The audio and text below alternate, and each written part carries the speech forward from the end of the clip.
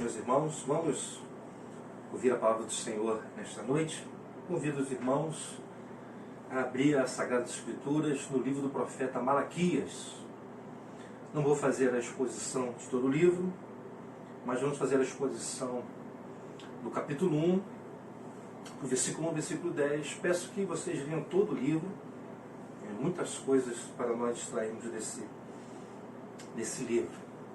Tá bom? Mas nessa noite vamos ficar apenas do versículo 1 ao versículo 10. Quem sabe a gente pode dar até continuidade à exposição dos outros capítulos. Malaquias 1, do versículo 1 ao 10. Diz assim o texto sagrado. Uma advertência. A palavra do Senhor contra Israel, por meio de Malaquias. Eu sempre os amei, diz o Senhor. Mas vocês perguntam, de que maneira nos amaste?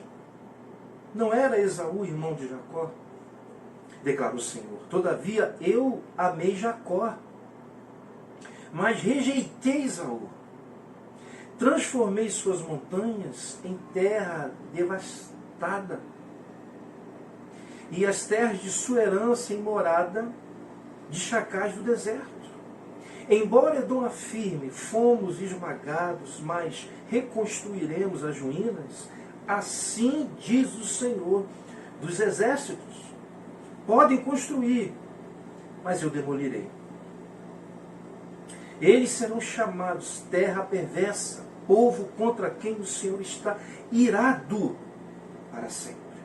Vocês verão isso com seus próprios olhos e exclamarão, grande é o Senhor, até mesmo além das fronteiras de Israel. O filho, versículo 6, o filho honra seu pai e o servo o seu senhor.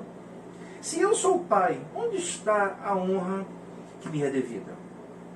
Se eu sou o Senhor, onde está o temor que me devem? Pergunta ao Senhor dos exércitos a vocês, sacerdotes. São vocês que desprezam o meu nome. Mas vocês perguntam, de que maneira temos desprezado o teu nome? Trazendo comida impura ao meu altar. E mesmo assim, ainda perguntam, de que maneira te desonramos? Ao dizerem que a mesa do Senhor é desprezível. Na hora de trazer animais cegos para sacrificar, vocês não veem mal algum. Na hora de trazer animais aleijados e doentes como oferta, também não veem mal algum. Tentem oferecê-los de presente ao governador. Será que ele se agradará de vocês?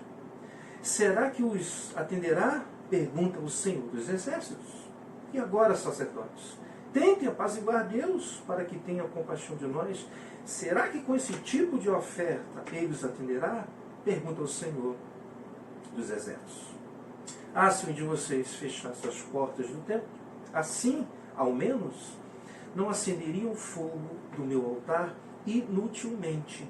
Não tenho prazer em vocês, diz o Senhor dos exércitos, e não aceitarei as suas ofertas. Olha que palavra dita, vindo da parte de Deus através do profeta Malaquias. Vamos, antes de começarmos a meditação nesta noite, vamos orar. Você que está em casa aí, coloca a sua mão no coração. Senhor Deus e Pai, nós estamos vivendo dias difíceis e nós necessitamos ouvir a Tua voz. Eu preciso ouvir a Tua voz. Peço a Tua ajuda nesta noite. Peço a Tua direção, discernimento, a clareza, para que eu possa anunciar a Tua palavra. E todos aqueles que tiverem acesso a esse vídeo sejam abençoados por Ti. É isso que eu te peço. Em nome de Jesus. Amém. Bom, antes de nós entrarmos no texto, vamos primeiramente entender em que contexto o profeta Malaquias profetizou. Bom, o período aqui é o pós-cativeiro. Possivelmente ele profetizou no período de Neemias, mas já lá no final. Quando o povo voltou do cativeiro babilônico, eles pensavam ter chegado o tempo do cumprimento das promessas que os profetas de Israel haviam feito. Era isso que estava na cabeça do povo. Profetas como Isaías, Ezequiel e Jeremias, que profetizaram um tempo maravilhoso para o povo. E eles então acreditavam que agora seria o tempo que essas promessas se cumpririam. Era isso que estava na cabeça desse povo. Mas o problema é que já tinha se passado 100 anos. Olha só, não é pouco tempo, 100 anos. Desde a volta do povo do cativeiro. E as coisas não estavam acontecendo segundo a expectativa deles. Tudo estava a mesma coisa. Deus tinha prometido renovar a aliança com o seu povo, mas tudo continuava como antes.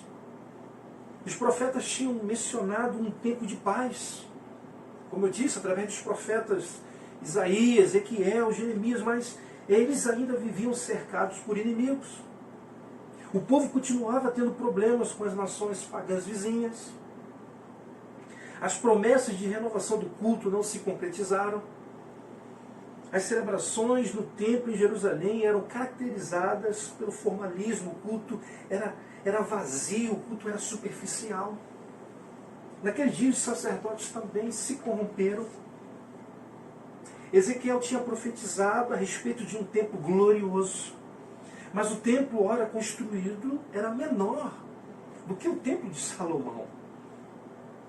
Havia uma profecia sobre um reino messiânico, de paz, mas parecia estar muito distante, pois os judeus continuavam sob o domínio dos persas. A situação econômica estava muito difícil. Eles estavam passando por grandes necessidades.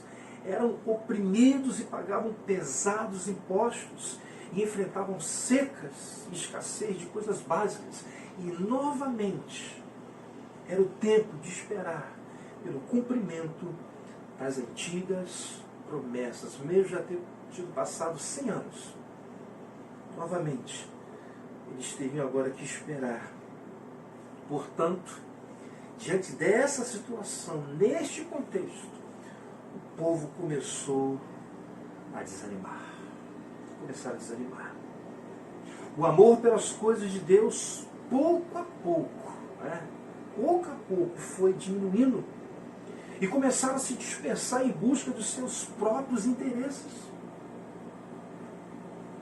E já nesse início de introdução, quando eu estava preparando, eu perguntei para mim, eu pergunto agora para vocês. Será que não é justamente isso que tem acontecido conosco? Será? Ou seja, em nosso caso, diante da grande promessa da volta do nosso amado e Salvador Jesus Cristo, e pelo fato dessa promessa estar demorando a se cumprir, segundo a nossa ótica, é claro, muitos de nós temos desanimados e aos poucos o amor pelas coisas de Deus tem diminuído. E muitos estão se dispersando e buscando seus próprios interesses. Será que não é justamente isso que tem acontecido conosco? Será? Claro que sim. É só fazermos um autoexame. É só nós olharmos para a igreja do século XXI e veremos que isso é uma realidade dos nossos dias. Isso que estou falando é muito atual. E quem está ouvindo essa mensagem sabe que eu estou falando algo que é um fato. Por sinal, o povo de Deus tem muita dificuldade para se manter fiel quando precisam esperar a promessa de Deus. Tem muita dificuldade. Meus irmãos, os sacerdotes que eram responsáveis pelo culto começaram a pensar como o mundo ao seu redor, a se tornarem dignos e com isso deixaram de fazer o trabalho de forma correta. E em vez de zelar pela casa de Deus, começaram a tolerar determinadas práticas no culto que eram contrárias à vontade de Deus revelada na lei de Moisés. Os cultos a Deus viraram mero formalismo, rituais mecânicos e sem vida. Rituais mecânicos, formalismo é algo sem vida. O coração do povo já não estava mais em Deus, no culto, nas coisas de Deus. Cada um dava importância aos seus assuntos pessoais. Em vez de se dedicar a terminar a reconstrução do templo, para prestar culto a Deus, cada um investia em seu pedaço de chão, em sua moradia, em seu negócio, e só dava a Deus o que sobrava. O que sobrava, eles queriam dar para Deus. Era uma época de esfriamento do povo em relação a Deus e às coisas de Deus. E o que é muito interessante é que quando comecei a estudar o contexto histórico desse povo naqueles dias, a impressão que tenho é que estou estudando sobre a igreja do século XXI. Pois o contexto é exatamente o mesmo. E é nesse contexto, geralmente é assim, quando a igreja se corrompe, quando os sacerdotes se corrompem, quando não tem mais ninguém, Deus levanta os profetas. É nesse contexto que Deus levanta Malaquias, para profetizar esse povo contra esse estilo de vida e a forma errada de cultuar a Deus. Sua mensagem afirma que o povo tinha que permanecer fiel, mesmo em tempos difíceis, e devia servi-lo e cultuá-lo independente das circunstâncias que os cercavam. Observe se não é o que tenho pedido a vocês da ICNV6. Ou seja, que se mantenham firmes nesse período difícil que estamos vivendo, de pandemia, que estamos enfrentando, servindo a Deus e cultuando. É isso que eu tenho pedido, que vocês continuem servindo a Deus e cultuando a Ele. E sabe por que há essa ênfase para que vocês permaneçam firmes no confinamento? Porque a realidade dos nossos crentes, infelizmente, tem sido a mesma da igreja daquela época, da igreja do Antigo Testamento. Eles estavam desanimados. Que desânimo! O que eu mais ouço nesses dias, por parte de muitos crentes. O amor diminuindo a cada dia pelas coisas de Deus, eu tenho visto isso dia a dia, irmãos. Interesse somente em assuntos pessoais. Isso é um fato. Só pensamos no nosso trabalho, na nossa família, nas nossas coisas. E o que sobrar, aí nós damos para Deus.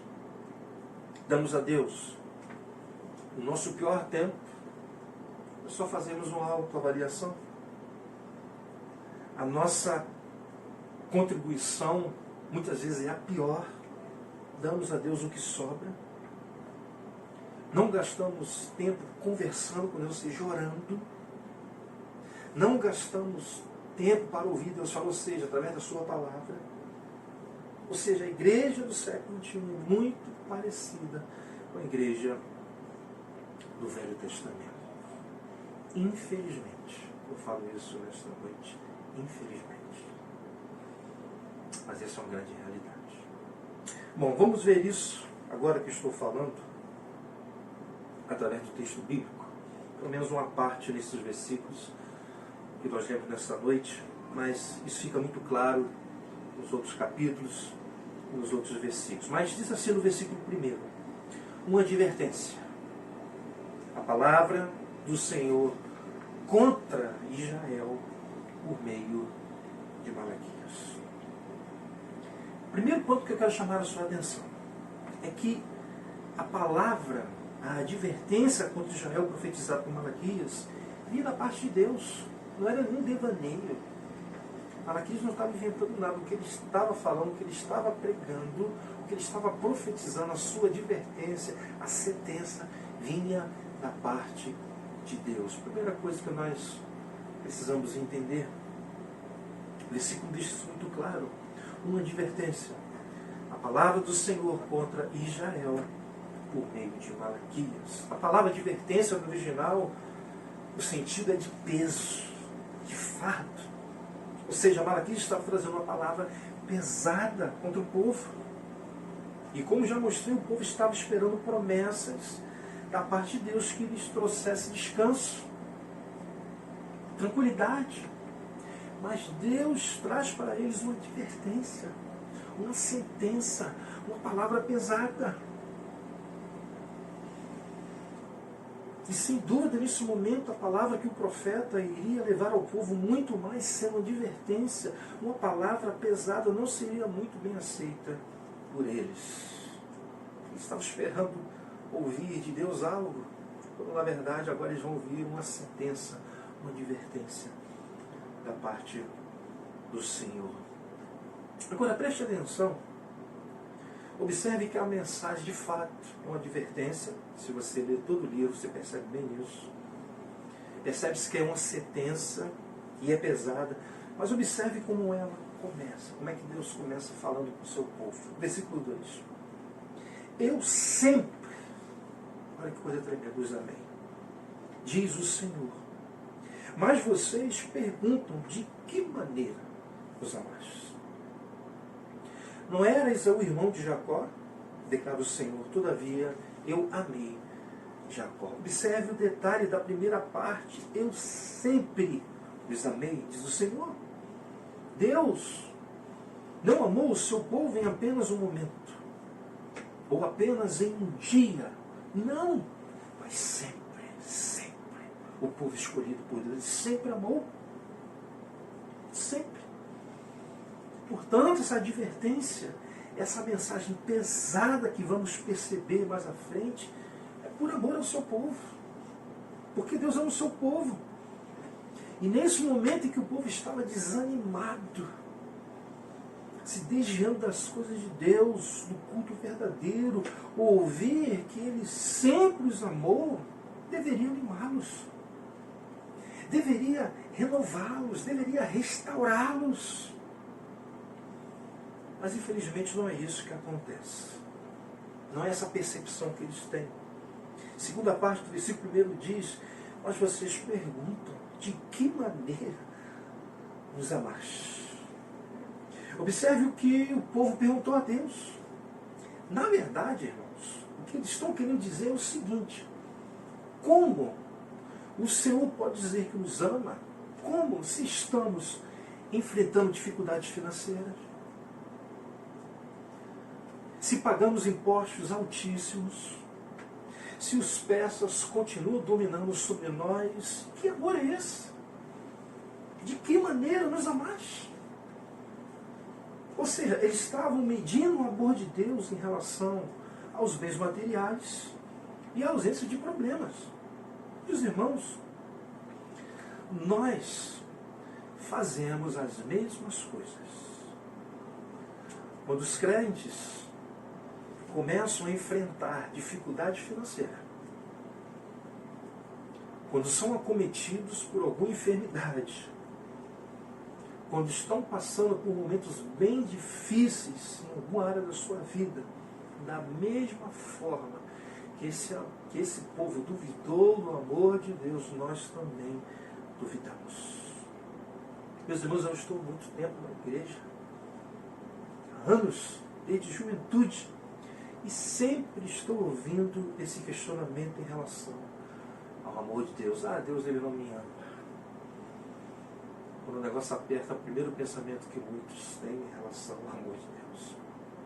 Mas um crente maduro, firme, que conhece bem a Deus, independente do que ele esteja passando, ele continua firme.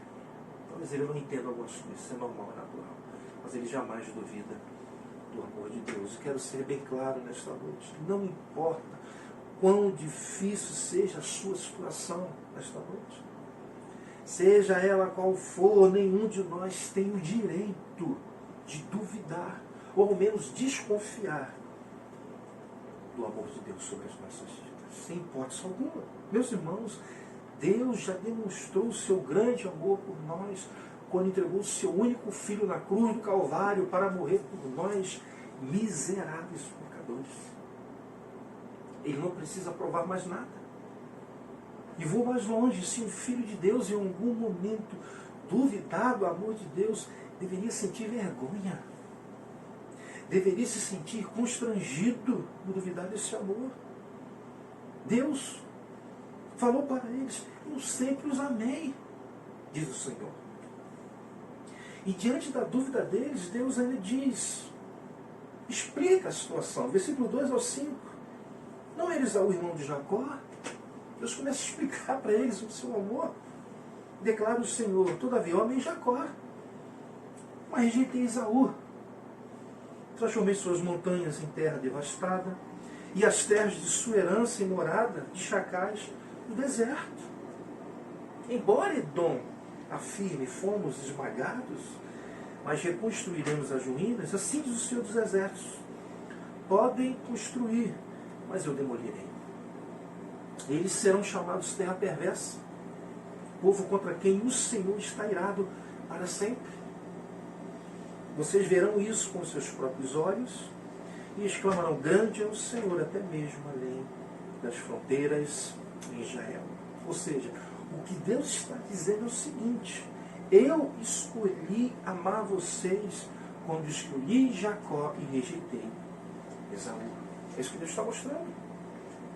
E observe que detalhe impressionante aqui. No versículo 2, em relação a Jacó, o Senhor diz: eu sempre os amei, diz o Senhor. Mas no versículo 4, em relação a Edom, ou seja, a Esaú, o Senhor diz o seguinte: embora Edom afirme: fomos esmagados, mas reconstruiremos as ruínas, assim diz o Senhor dos Exércitos.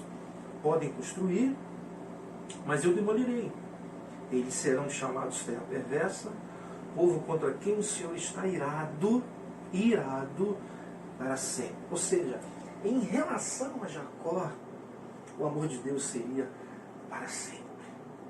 Mas em relação a Esaú, a sua ira é que seria para sempre. Então Deus está mostrando claramente que Ele amava o seu povo quando Ele fala de Jacó. Fica muito claro. Em Romanos, no capítulo 9, do versículo 11 e 13, Paulo fala sobre isso também. Ele diz, falando sobre Jacó e Esaú: todavia antes que os gêmeos, ou seja, eles, nascessem, ou fizessem qualquer coisa boa ou mal, ou seja, eles não tiveram nenhuma influência nesse amor que Deus demonstrou.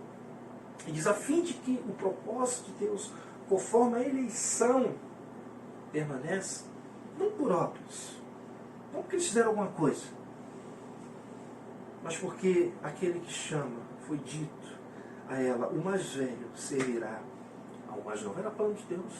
Deus escolheu que o mais velho serviria ao mais novo, como está escrito: amei Jacó, mas rejeitei Esaú. Então o fato de Deus ter escolhido Jacó e o amado, ter cumprido o seu propósito nele, é uma demonstração clara do amor de Deus por eles. É isso que Deus está querendo mostrar. Independente do que eles estavam passando, era justamente isso que eles tinham que considerar, mas não estavam considerando. E hoje, se Deus tivesse que responder à dúvida desse povo, Ele certamente iria responder mostrando o seu grande amor por nós, ao entregar o seu Filho Jesus na cruz para morrer por nós, miseráveis pecadores. Já não iria mais mostrar o exemplo de Jacó em relação a Esaú, mas iria mostrar a morte de Jesus na cruz do Calvário. E se porventura algum filho de Deus que está ouvindo essa mensagem através desse vídeo nesta noite duvida do amor de Deus, ouça o que o Espírito Santo falou através de Paulo. Olha só que demonstração de amor nesses versículos. Romanos 5, 7 e 8, Paulo diz: dificilmente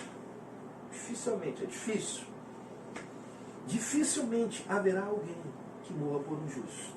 É verdade? Por mais que a pessoa seja justa, seja boa, dificilmente alguém vai morrer por ela. Mas Paulo continua: embora pelo homem bom, ou seja, justo, talvez alguém tenha coragem de morrer. Então é difícil você morrer com uma pessoa, mesmo que ela seja boa, justa, mas Talvez você tenha surgido uma coragem, né? Um ânimo. E ele continua no versículo 8. Mas Deus, aqui está o contraste, demonstra seu amor por nós. Cristo morreu em nosso favor quando ainda éramos pecadores. Olha o amor de Deus. Louvado seja o nome do Senhor. Meus irmãos, você que está me ouvindo nesta noite, saber que Deus nos ama dessa maneira, ao ponto de entregar o seu único filho para morrer por nós, miseráveis pecadores, deveria nos animar. Nos animar. Deveria nos renovar, nos levantar, deveria restaurar qualquer filho de Deus, independente do problema que ele esteja enfrentando. Mas o fato é, muitos filhos de Deus ainda não entenderam a grandiosidade desse amor. Paulo falando sobre esse amor, ele diz o seguinte, preste atenção, Romanos, capítulo 8, versículo 38 e 39, que versículo tremendo. Veja o que o Paulo diz, pois estou convencido, ou seja, eu não tenho dúvida, Paulo está dizendo, estou convencido de que nem a morte, nem vida, nem anjos, nem demônios, nem o presente, nem o futuro, nem quaisquer poderes, nem altura, nem profundidade, nem qualquer outra coisa na criação será capaz de nos separar do amor de Deus que está em Cristo Jesus, nosso Senhor. Aleluia, irmãos. Glória a Deus.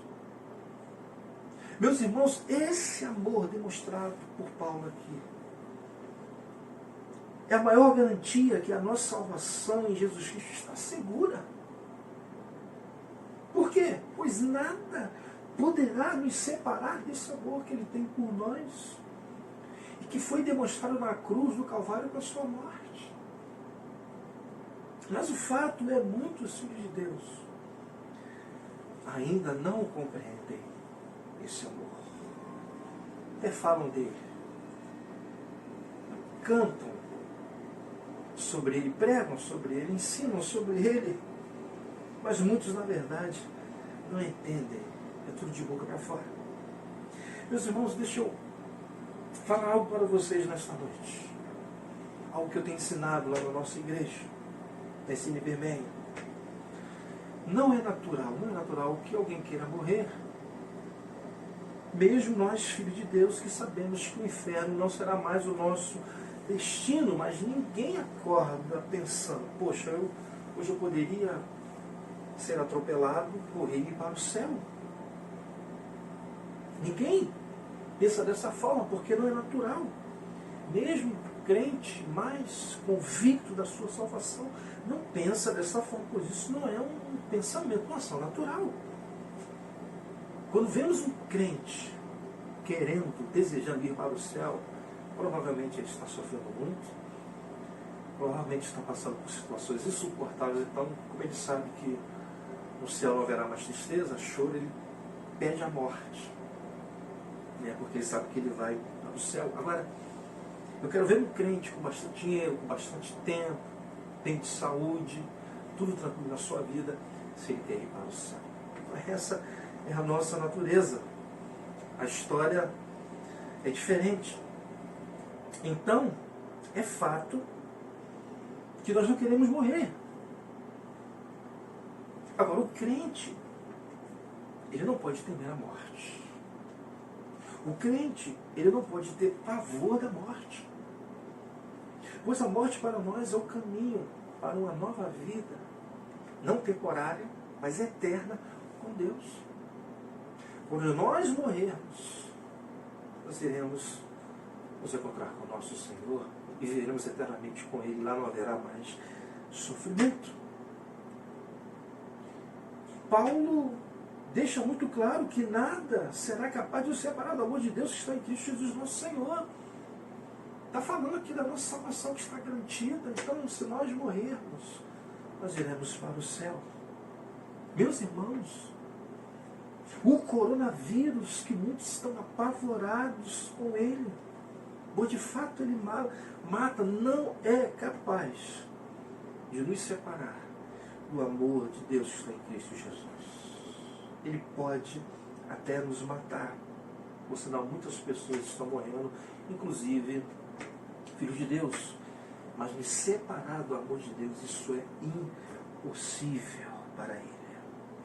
E ser amado por Jesus nessa profundidade significa que somos salvos e que a nossa salvação está segura.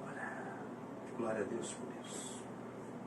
Então, meus irmãos, a igreja do século XXI tem dificuldade para entender esse amor.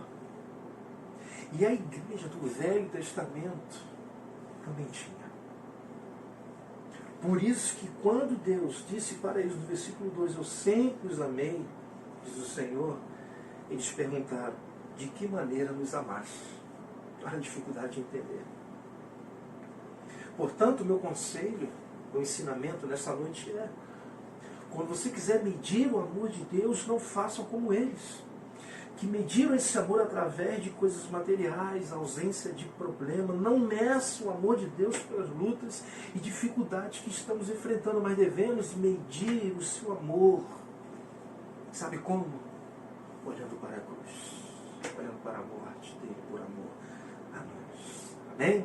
Louvado seja o nome do Senhor. Bom, como já vimos, o povo estava duvidando do amor de Deus. Eles estavam desanimados, e com isso o amor pelas coisas de Deus, pouco a pouco, foi diminuindo, inclusive os sacerdotes, e começaram a se dispersar em busca dos seus próprios interesses, e com isso o culto a Deus estava sendo prejudicado. Aí no versículo 6, o Senhor pergunta, acompanha aí, o filho honra seu pai, e o servo seu senhor. Se eu sou pai, onde está a honra que me é devida? Se eu sou o Senhor, onde está o temor que me devem? Pergunta o Senhor dos exércitos a vocês, sacerdotes. São vocês que desprezam o meu nome, mas vocês perguntam de que maneira temos desprezado o teu nome. Meus irmãos, Deus ele tem zelo pelo seu nome, sua glória, sua reputação. Deus se queixa em relação aqui à sua honra, em relação ao temor a Ele, ao desprezo ao seu nome. E tudo isso estava sendo descartado pelos sacerdotes. Eles não estavam reconhecendo a honra e a glória que era devida a Deus. Os sacerdotes, os próprios responsáveis pelo culto, estavam profanando o nome de Deus. O povo estava trazendo ofertas impuras aos sacerdotes e eles estavam aceitando. Por isso Deus faz esse questionamento queixoso. E o mais interessante é que a reação dos sacerdotes é semelhante ao que o povo tinha dito. Versículo 6, na parte final, eles perguntam de que maneira temos desprezado o teu nome. Aí Deus responde no versículo 7, parte A, trazendo comida impura ao meu altar. Deus responde. Meus irmãos, os sacerdotes estavam aceitando animais que não seriam aceitos pelo Senhor, que não serviam para o culto, pois o animal não podia ter defeito. Isso era conhecido entre os judeus, muito mais os sacerdotes. Mas para agradar o povo, aqui está a questão, e também por conta do desânimo que estavam vivendo, eles estavam aceitando. Meus irmãos, a pergunta que os sacerdotes fazem ao Senhor, de que maneira temos desprezado o teu nome, essa pergunta aqui, demonstra claramente o cinismo desses homens. Pois eles sabiam muito bem a forma correta de cultuar a Deus. E não era dessa forma, eles sabiam muito bem. No versículo 7, na parte A, Deus responde ao cinismo deles e continua dizendo, versículo 7, trazendo comida impura ao meu altar. Deus responde. E mesmo assim ainda perguntam. Olha o cinismo deles. De que maneira te desonramos? Aí Deus responde, ao dizer que a mesa do Senhor é desprezível, eles ainda fazem outra pergunta cínica. De que maneira? Olha o cinismo. Te desonramos. E o Senhor responde, ao dizerem que a mesa do Senhor é desprezível. É dessa maneira Deus está falando. Vocês estão desonrando. Bom, como esses homens eram cínicos, certamente eles não estavam declarando literalmente que a mesa do Senhor é desprezível. Não. Mas isso fica muito claro através das suas atitudes. Né? Eles estavam desonrando a Deus por conta das suas ações. É isso que o profeta está dizendo. E no versículo 8, Deus desmascara todo o cinismo deles. Aí Deus fala, na hora de trazer animais cegos para sacrificar, vocês não veem mal algum.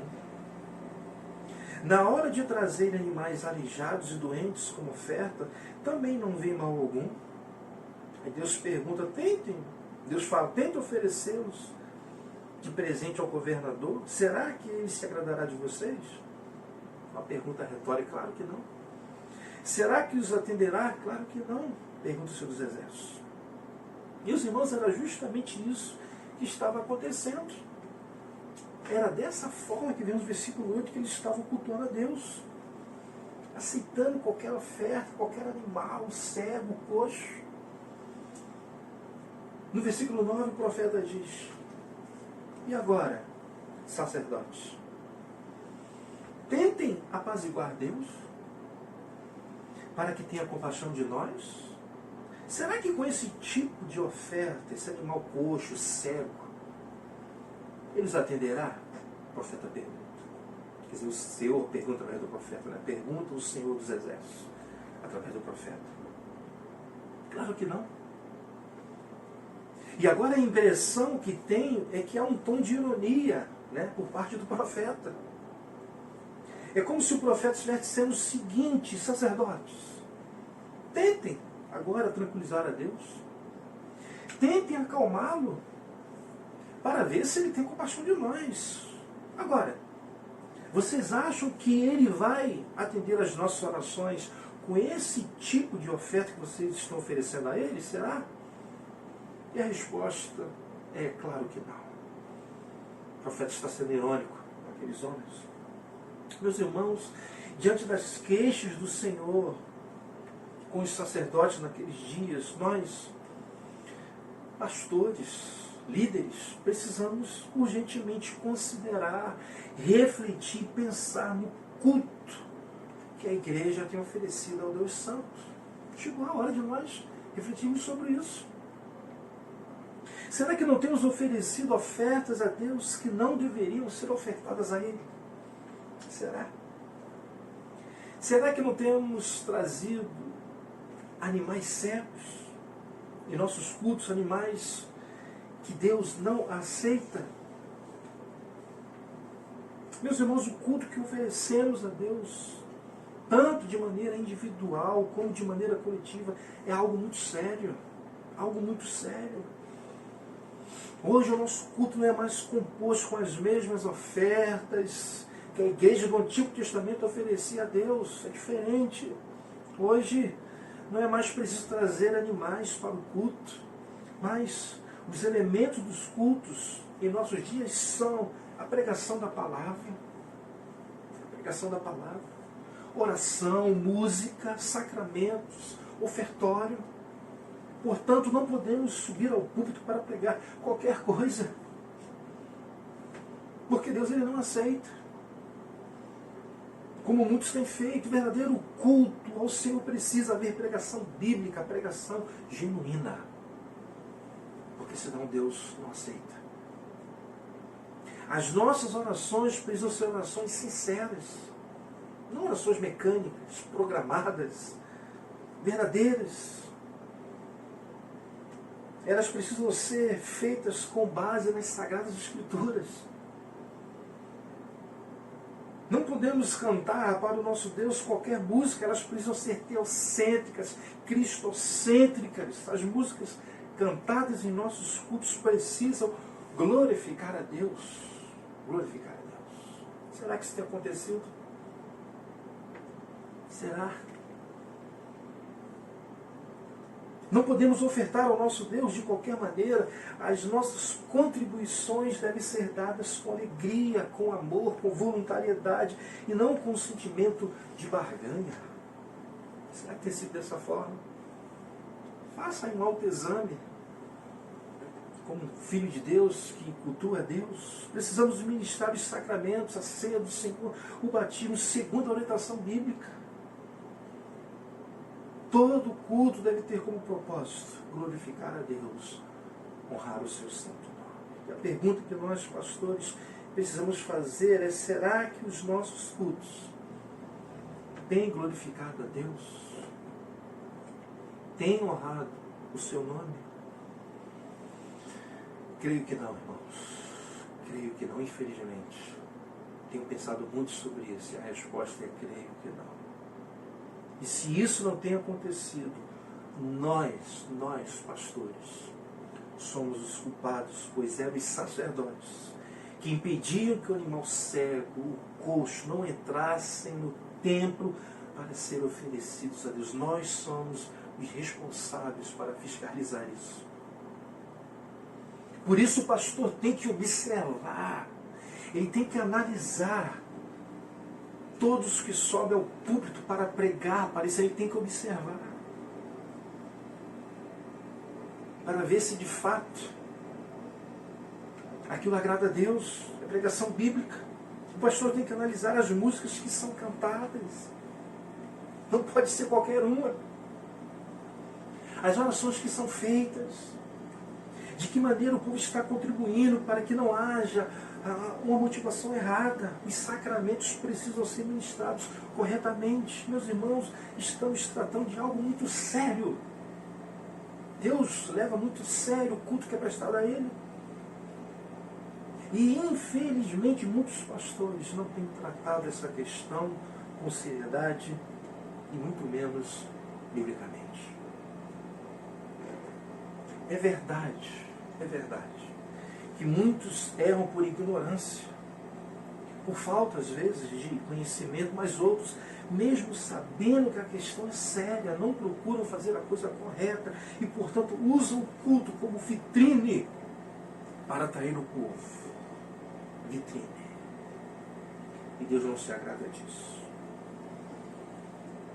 Pois o que leva um pastor a pintar um templo de preto e manter as luzes apagadas na hora do culto? O que leva o pastor a fazer isso? Qual o propósito? Por favor, responda para você mesmo sem cinismo. Não haja como aqueles homens. Qual o propósito disso? É glorificar a Deus? É honrar a Deus? Se for, tudo bem. O que leva um pastor a colocar a sua foto na frente da igreja, chamando, sendo vitrine para o povo, se ele for famoso? Então, meus irmãos, quando olho para as Sagradas Escrituras e observo que o culto a Deus deve ser sempre para glorificar o seu nome, honrar o seu nome, fica muito claro que todas essas coisas e outras mais que tenho visto demonstram claramente que quem tem sido glorificado, honrado, é o homem e não a Deus, e ele não aceita isso. Isso não agrada a Deus. Isso é muito sério. Nós, pastores, precisamos reavaliar o tipo de culto que temos prestado. Isso é muito sério. Muito sério. Muito sério. Mas precisam supervisionar o tipo de culto que o povo quer oferecer a Deus, porque isso é um problema. Porque se deixar, o povo quer prestar o culto que ele deseja, o que ele pensa, quando na verdade nós temos que prestar o culto a Deus que o agrade. Essa é a questão, esse é o ponto. Então por isso que às vezes as pessoas não entendem quando nós não aceitamos algumas músicas, algumas ideias para fazer parte do culto. Não aceitamos porque não é bíblica e não glorifica a Deus, não honra o seu nome. E se o culto que o povo quer oferecer a Deus não for um culto agradável, nós, pastores, não podemos ser omissos, não podemos. Não podemos. Mas agir e não permitir que o culto que não agrada a Deus seja oferecido a Ele, pois o pastor tem essa responsabilidade. Pois Deus o colocou à frente da congregação para instruir o povo, para ensinar o povo. E agora, irmãos, quando olho para o versículo 10, isso está ardendo no meu coração já há alguns meses. Para o que Deus vai dizer, fica muito claro para mim o quanto é importante que ofereçamos a Deus um culto agradável. Observe que diz o versículo 10. Ah, se um de vocês fechasse as portas do templo. Ah, se um de vocês fechasse as portas do templo. Assim ao menos não acenderia o fogo do meu altar inutilmente. Eu não tenho prazer em vocês, diz o Senhor dos Exércitos, e não aceitarei as suas ofertas. Meus irmãos, o culto oferecido a Deus, tanto por parte do povo, como pelo sacerdote, é considerado por Deus um culto inútil. Olha que coisa séria.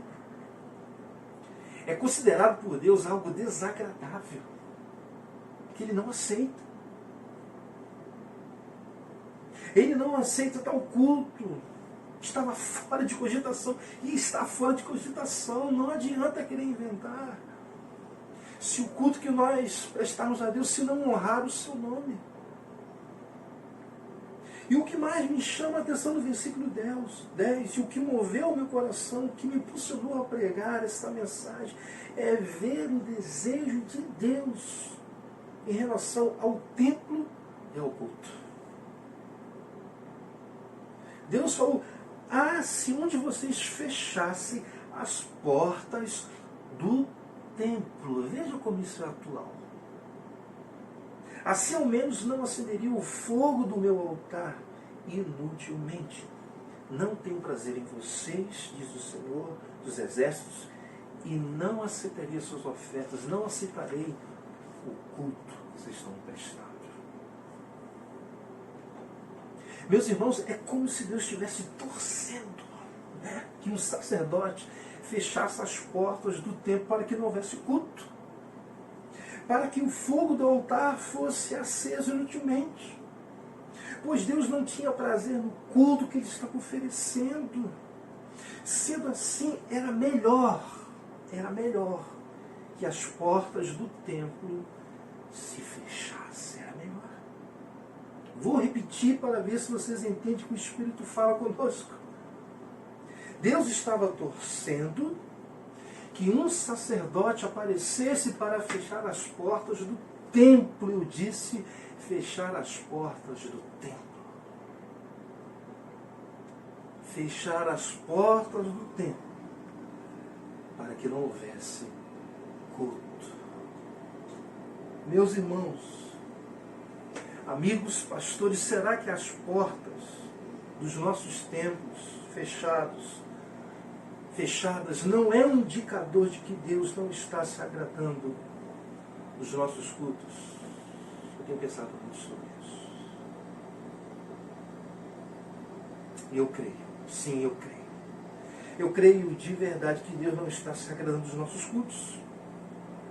Creio de verdade que nós temos trazido ao culto animais cegos, animais aleijados, animais doentes, ou seja, os nossos elementos de culto não estão sendo aceitos por Deus. Comece a pensar sobre isso nesses anos. Justamente como esses animais não estavam sendo aceitos pelo Senhor. E nós, pastores, muitos de nós não temos visto mal nisso.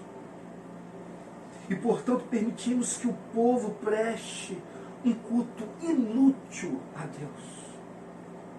E Ele não tem se agradado, por isso é melhor que as portas das nossas igrejas estejam fechadas. É bem melhor. Meus irmãos,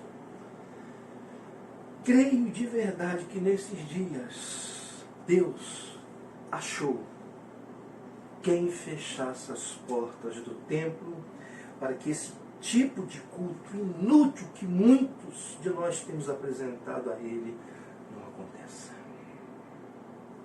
Deus tem usado esse vírus que tem assolado o mundo e através dele os seus propósitos santos, absolutos e soberanos, tem se cumprido.